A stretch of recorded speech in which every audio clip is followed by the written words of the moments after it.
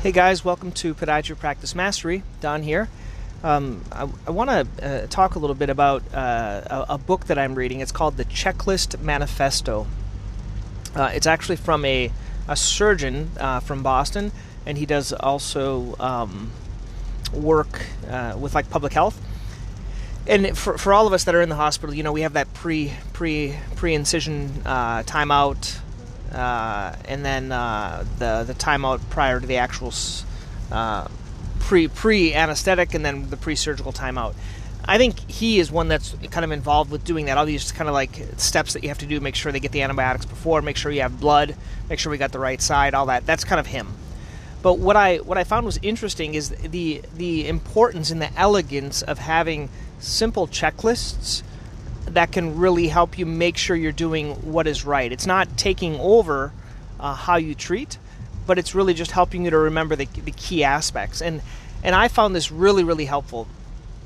So within Podiatry Practice Mastery, basically the first portion is what I call patient presentations. And if you Google patient presentations, all you're going to really find is how students learn to present their patients to doctors. But that's not the idea. The idea of patient presentations, they are a PowerPoint with some slides, but the main part of it, in my opinion, is this thing that's the checklist. So every diagnosis, I have a checklist.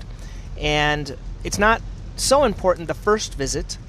It's more important like the fifth or the sixth visit if the patient isn't getting better. You can go to this checklist, and it's more objective, and it's going to, see, have you tried these other types of things? And I think the checklist really makes my life a lot easier when I'm seeing this, because it makes it more, once again, objective versus subjective. And a lot of times you're racking your brain, and as we talk about in podiatry, we get stuck in the nail groove, just kind of thinking about the same thing over and over and over again. But then if let's say I learn something when I'm treating someone for plantar fasciitis, something else that works, I can add that very easily to the checklist. So for example, I don't do much diflucan for nail fungus. I do mostly terbinafine, and I was interviewing a doctor recently, and he's like, I pretty much primarily do diflucan, and I was interested, and so as I kind of look and learn from other people, I kind of change my protocol slightly to consider that, and the way I consider that to help remind me would be that checklist. When I talk about nail fungus. Another thing that I do within my pre-surgical discussion, that was the first checklist I ever did. It's a pre-surgical discussion about common risks for surgery. Within there, I have a little box that said, check the prescription monitoring program. And that just reminds me, so I'll go to my medical record and click that little box and see if they've had any narcotics before. But I found that the checklist is basically a lifesaver. And I think there's other ways of doing it. What I'm considering now is that there might be a way of doing a checklist for like a monthly checklist for the practice.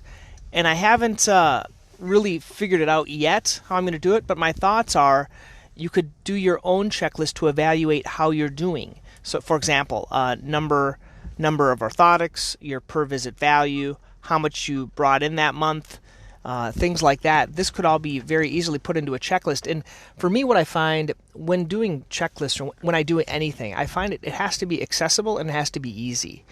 If it's not, I don't do it. And I have to have like a reminder system. So the way I remember most things, like currently what I'm doing is not really a checklist, but I have my journal, my agenda. It's basically just a blank place where I write down my ideas. On the back page, I have January to December where I can put in like my per visit value, how much I earned that month, how many orthotics I did. And my thought is, could I make that into a little bit more of a checklist? And I like the idea of using slides, Google Slides, because basically you could have one slide for each month. You could put in those numbers, but then as well you could add in a little extra stuff. You could say like, okay, what worked, what didn't work, what could I do different, what marketing things did I try, what were the thoughts on those things. So kind of having it something structured. I've tried like putting it like a Google Doc. What I don't like about that is that it just kind of adds always to the bottom. And I've tried OneNote and things like that. So I kind of like using Google Slides. And I had a neat experience recently. I was doing my onboarding for something called Keep.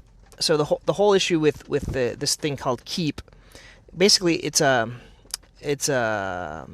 e-newsletter, kind of like MailChimp, but on steroids. It used to be called Infusionsoft. And what I really liked about her onboarding process is she was going through some slides with me, and we all know like slides suck. No one likes to watch slides when you're doing a Zoom. But what was really cool is like this one-on-one thing, and as I was talking, she was modifying the slides. So it was all about me. She asked like, what are your goals? What do you want to achieve? What do you want to use this email marketing for? What are your struggles? And so as I'm doing that, she's typing this in, and then she gave me access to those slides. So I thought that was something cool. I don't even know if this would be possible within these patient presentations, but my thought would be, as we're presenting these presentations to patients, potentially you could say, what are you kind of dealing with, and have some check boxes there. What are you feeling?